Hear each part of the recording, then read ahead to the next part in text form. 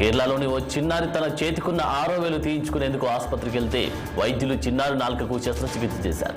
ఈ ఘటన కేరళలోని కోజికోడ్ ప్రభుత్వ ఆసుపత్రిలో చోటు చేసుకుంది. శస్త్రచికిత్స నిమిత్తం చిన్నారిని ఆపరేషన్ థియేటర్లోకి తీసుకెళ్లారు. కొంత సమయం తర్వాత గదిలో నుంచి సిబ్బంది బయటకు తీసుకురాగా పాప నోట్లో దూది కుక్కి ఉండడాన్ని తల్లిదండ్రులు గమనించారు. ఆరా తీయగా వైద్యుడి నిర్లక్ష్యంతో నాలుకకు శస్త్రచికిత్స చేయించినట్టు గుర్తించిన ఆమె బోర్న విలపించారు. ఈ విషయం రాష్ట్ర వ్యాప్తంగా చర్చనీయాంశం కావడంతో తక్షణమే ప్రభుత్వం స్పందించింది. ప్రాథమిక విచారణ ఆధారంగా విధుల్లో అలసత్వం ప్రదర్శించిన వైద్యుడు బిజోన్ జాన్సన్ను సస్పెండ్ చేసినట్లు ఆరోగ్య శాఖ మంత్రి వీణా జార్జ్ ప్రకటించారు. జమ్మూ కాశ్మీర్లో ప్రఖ్యాత అమర్నాథ్ యాత్ర జూన్ 29న ప్రారంభం కానుంది. ఆగస్టు 19 వరకు అది కొనసాగుతుంది. మొత్తం 52 రోజుల పాటు సాగే ఈ యాత్రలో భక్తులు అధిక సంఖ్యలో పాల్గొంటారు. ఈ యాత్రలో దేశ విదేశాల నుంచి భక్తులు అధిక సంఖ్యలో పాల్గొంటారని జమ్మూ కాశ్మీర్ లెఫ్టినెంట్ గవర్నర్ మనోజ్ సిన్హా పిలుపునిచ్చారు.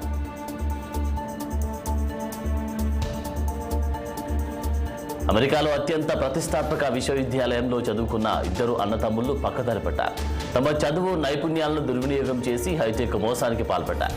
కేవలం 12 సెకండ్లలో $25 మిలియన్ క్రిప్టో కరెన్సీని దొంగిలించారు. ఎట్టకేలకు వారి మోసం బయటపడి ఏడాది తర్వాత పోలీసులకు పట్టుబడ్డారు. అమెరికాకు చెందిన Anton Bueno, James Bueno Massachusetts Institution of టెక్నాలజీలో కంప్యూటర్ సైన్స్ చదువుతున్నారు. అధునాతన సాంకేతికతతో నైపుణ్యంతో వీరు సులభంగా డబ్బులు సంపాదించడం కోసం మోసానికి పాల్పడ్డారు. గత ఏడాది ఏప్రిల్లో క్రిప్టో టెక్నాలజీలో పెండింగ్ లావాదేవీలను మోసపూరితంగా యాక్సెస్ చేసి వాటిని మార్చారు.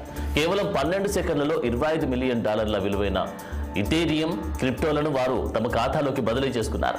ట్రేడర్లు తమ ఖాతాలోకి క్రిప్టో లావాదేవీలు జమ చేస్తున్నా కాకపోవడంతో వెంటనే అధికారులకు ఫిర్యాదు చేశారు. దీంతో ఈ ఘరానా మోసం బయటపడింది. దీంతో బోస్టన్లో ఆంటోన్ను, న్యూయార్క్లో జేమ్స్ను అరెస్ట్ చేశారు.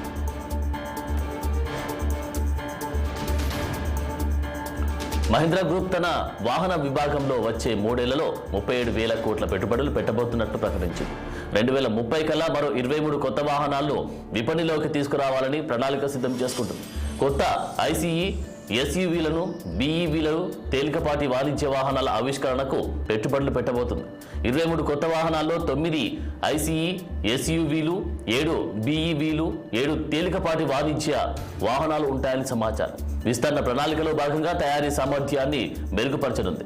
హైబ్రిడ్ వాహనాల ఆవిష్కరణలో పాటు భవిష్యత్ ధోరణులకు అనుగుణంగా మారడంపై కంపెనీ దృష్టి సారిస్తోంది. భారత కొత్త ఈవీ విధానాన్ని సంస్థ స్వాగతించడంతో ఎక్కువ మక్కువ చూపుతున్నారు. హైదరాబాద్ నగరంలో భారీ వర్షాలపై సీఎం రేవంత్ రెడ్డి అధికారులతో సమీక్షా సమావేశం నిర్వహించారు. వర్షాల నేపథ్యంలో అప్రమత్తంగా ఉండాలని, ప్రజలకు ఇబ్బంది లేకుండా ఎప్పటికప్పుడు సహాయక చర్యలు చేపట్టాలని సీఎం సూచించారు. తెలంగాణ సచివాలయంలో జరిగిన ఈ సమావేశానికి మంత్రులు జూపల్లి కృష్ణారావు, పొంగులేటి శ్రీనివాస్ రెడ్డి ఉన్నతాధికారులు హాజరయ్యారు.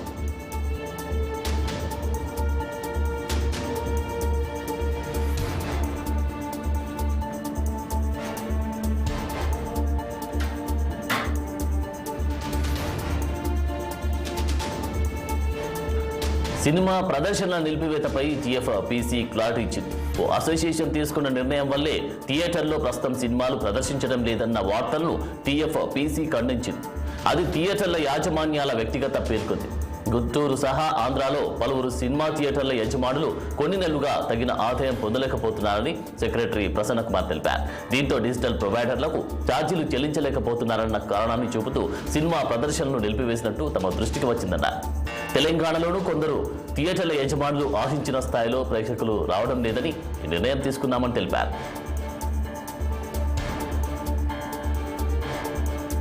ప్రముఖ డిజిటల్ పేమెంట్ యాప్ పేటీఎం కస్టమర్స్ను పెంచుకునేందుకు కొత్త ఫీచర్స్ను అందుబాటులోకి తీసుకొచ్చింది. పేటీఎం పేమెంట్స్ చెల్లించడంతో కొత్త మార్గాలు తీసుకురావడంతో పాటు అనేక ప్రయోజనాలను అందిస్తోంది. ఈ సంస్థ మరో కొత్త వ్యాపారంలోకి అడుగు పెడుతుంది. తన ప్లాట్ఫామ్లోని open network for digital commerce ద్వారా ఆటో రిక్షా బుకింగ్ సేవలను ప్రారంభించనుంది. కేవలం మెట్రో నగరాల్లో మాత్రమే ఆ సర్వీసులను అందుబాటులోకి తీసుకొని రానున్నట్లు సమాచారం. ఇక ఆ ప్రాంతాల్లో సక్సెస్ అయితే ఆ తర్వాత అన్ని నగరాలకు తీసుకొస్తున్నట్టు తెలుస్తోంది.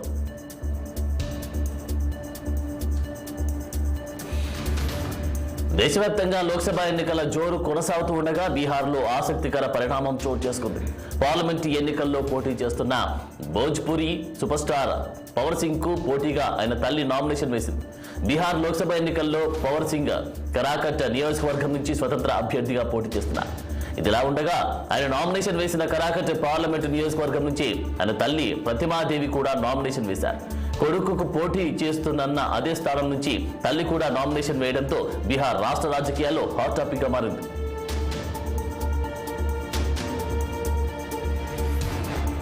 ఎన్డీఏ మరోసారి గెలిస్తే అమిత్ షాను ప్రధాని చేసేందుకు మోడీ ప్రయత్నాలు చేస్తున్నారంటూ హాట్ కామెంట్ చేశారు ఢిల్లీ సీఎం అరవింద్ కేజ్రీవాల్. అమిత్ షాకు పోటీగా ఉన్న వారిని ఇప్పటికే అధికారాల నుంచి తప్పించారని, ఎన్డీఏ అధికారంలోకి వచ్చిన 2 నెలల్లో యోగి ఆదిత్యనాథ్ను కూడా సీఎం పదవి నుంచి తప్పిస్తారన్నారు. ఇక లోక్సభ ఎన్నికల్లో ఎన్డీఏకు 220 సీట్లు కూడా రావన్నారు కేజ్రీవాల్.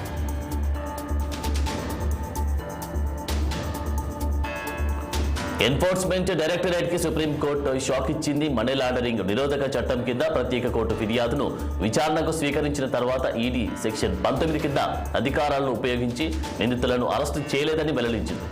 అటువంటి నిందితుడిని కస్టడీలోకి తీసుకోవాలని భావిస్తే స్పెషల్ కోర్టుకు దరఖాస్తు చేసుకోవాలని సూచించింది. ఈ మేరకు ఓ కేసులో భాగంగా న్యాయమూర్తులు అభయ్ ఎస్ ఓకా, ఉజ్జల్ బుయాన్లతో కూడిన ధర్మాసనం తీర్పిచ్చింది. ఈడీ సమన్ల మేరకు నిందితుడు దర్యాప్తు సంస్థ ఎదుట హాజరైనప్పుడు ఆయనను కస్టడీకి తీసుకోవాలంటే తప్పనిసరిగా సంబంధిత కోర్టుకు అప్లై చేసుకోవాలని తెలిపింది. సార్వత్రిక ఎన్నికల వేళ దేశంలో గత కొన్ని రోజులుగా దేశంలో బాంబు బెదిరింపులు కలకలం రేపుతున్నాయి. ఇటీవల దేశవ్యాప్తంగా 13 ఎయిర్పోర్ట్లకు ఈమెయిల్స్ వచ్చిన విషయం తెలిసిందే. ప్రముఖ పాఠశాలలు, విమానాశ్రయాలు, కార్యాలయాలకు కూడా ఈ విధమైన హెచ్చరికలు వచ్చాయి. తాజాగా ఎయిర్ ఇండియా విమానానికి కూడా బాంబు బెదిరింపు ఆందోళన కలిగించింది. రాత్రి 7:30 గంటలకు ఎయిర్ ఇండియాకు చెందిన విమానం ఢిల్లీ నుంచి వడోదరకు వెళ్లేందుకు రన్వేపై సిద్ధంగా ఉంది.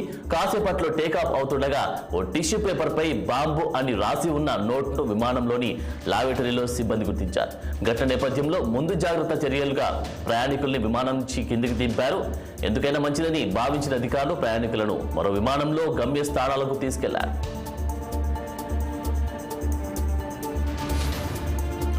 సౌర కుటుంబం వెలుపల ఒక నక్షత్రం చుట్టూ తిరుగుతున్న భారీ గ్రహాన్ని శాస్త్రవేత్తలు గుర్తించారు. అది మన గ్రహం గురుగ్రహం కన్నా 50% పెద్దగా ఉంది. అయితే దాని బరువు గురుడిలో 7వ వంతే ఉందని కనుగొన్నారు. ఒక రకంగా ఇది మృదువైన కాటన్ కాంతి అంత సాంద్రతను మాత్రమే కలిగి ఉంటుందన్నారు. ఇక ఈ మెత్తటి గ్రహానికి WASP 193b అని పేరు పెట్టారు. అది మనకు 1200 కాంతి సంవత్సరాల దూరంలో ఉంది, అనగా 10,800 ట్రిలియన్ కిలోమీటర్ల దూరం. అయితే WASP 193 అనే నక్షత్రం చుట్టూ తిరుగుతూ ఉంది. ఇక ఒక గ్రహం తన మాతృతార చుట్టూ తిరిగేటప్పుడు దాని వెలుగులో వైరుధ్యాలు వస్తుంటాయి. దాన్ని విశ్లేషించడం ద్వారా వెలుపలి గ్రహాలను గుర్తిస్తుంటారు.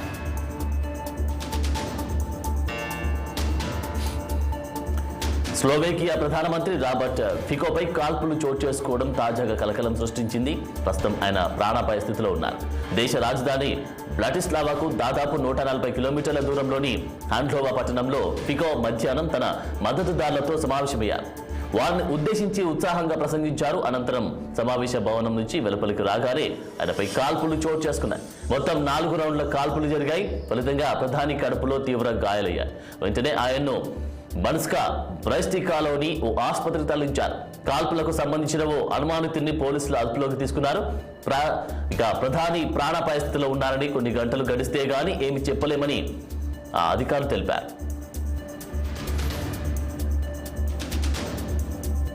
ఉక్రెయిన్తో యుద్ధంపై చర్చలు జరిపేందుకు తాము సిద్ధంగానే ఉన్నామని రష్యా అధ్యక్షుడు వ్లాదిమిర్ పుతిన్ అన్నారు.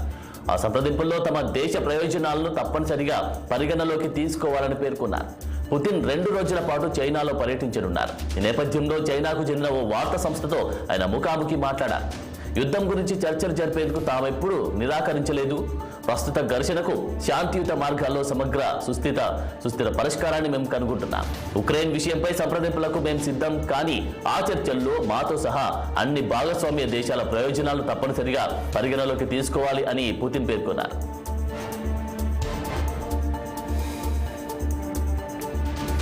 సింగపూర్ 4వ ప్రధానమంత్రిగా ఆర్థికవేత్త లారెన్స్ వాంగ్ ప్రమాణ స్వీకారం చేశారు. ఈయనకు ముందు 2 దశాబ్దాల పాటు లీసిన్ లూంగ్ ప్రధానిగా వ్యవహరించగా వాంగ్ ఉప ప్రధానిగా నిర్వహించాడు. ఇక వీరిద్దరు పాలక పీపుల్స్ యాక్షన్ పార్టీకి చెందినవారు. వాంగ్ ప్రధాని పదవితో పాటు ఆర్థిక మంత్రి పదవిని నిర్వర్తిస్తారు. దేశ అధ్యక్షుడు ధర్మన్ షణ్ముఖరత్నం వాంగ్తో ప్రధానిగా ప్రమాణ స్వీకారం చేయించారు. లూంగ్ ప్రభుత్వంలోని మంత్రులందరూ వాంగ్ సర్కారులోనూ అవే పదవులు నిర్వర్తించనున్నారు. 2025 సంవత్సరంలో సింగపూర్ పార్లమెంటు ఎన్నికలు జరిగిన తర్వాతే మంత్రివర్గంలో మార్పులు చోటు చేసుకుంటాయి.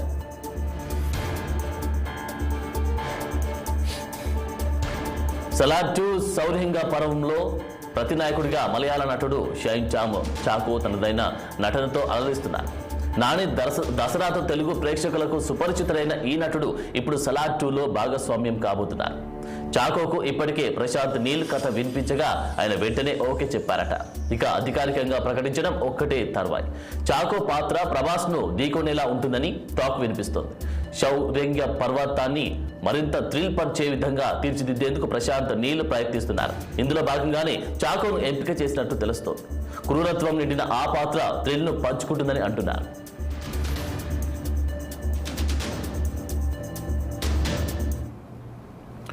బులెటిన్లో షార్ట్ బ్రేక్ తీసుకుందాం.